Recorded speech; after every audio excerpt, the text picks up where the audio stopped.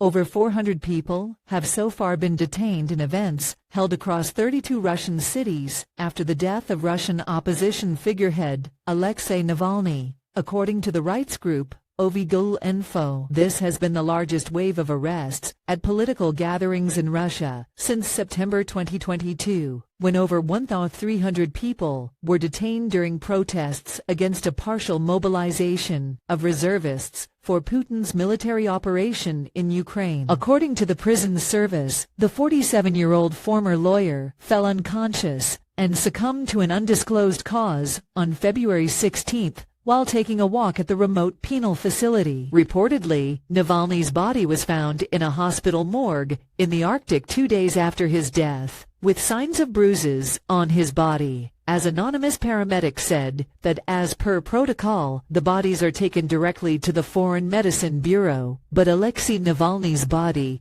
was taken to a clinical hospital for some reason. The source also said that the signs of bruising on his body resembled those of someone being held down during a seizure. As per Info, which reports on freedom of assemblies in Russia, the most number of arrests occurred in St. Petersburg and Moscow, the two cities where Navalny has historically had significant support. In St. Petersburg, more than 200 people were in custody as of Saturday at 2 p.m.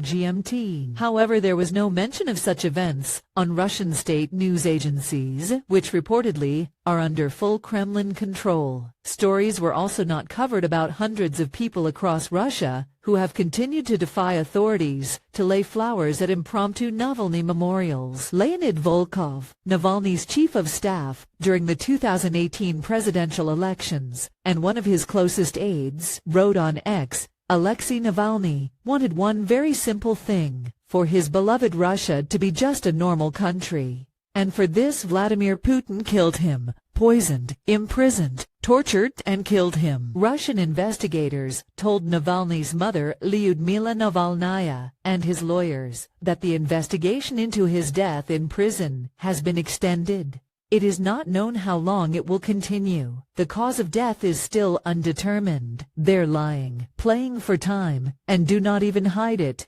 Kira Yarmish, Navalny's spokesperson and former press secretary, wrote on Ehos on February 19. Navalnaya traveled over the weekend to the notorious Polar Wolf IIK-3 penal colony in Russia to track down her son's body, but has still not been allowed inside the morgue where it is possibly being held. Alexei's mother and his lawyers arrived at the morgue early in the morning. They were not allowed to go in. One of the lawyers was literally pushed out. When the staff was asked if Alexei's body was there, they did not answer, Yarmish said on social media.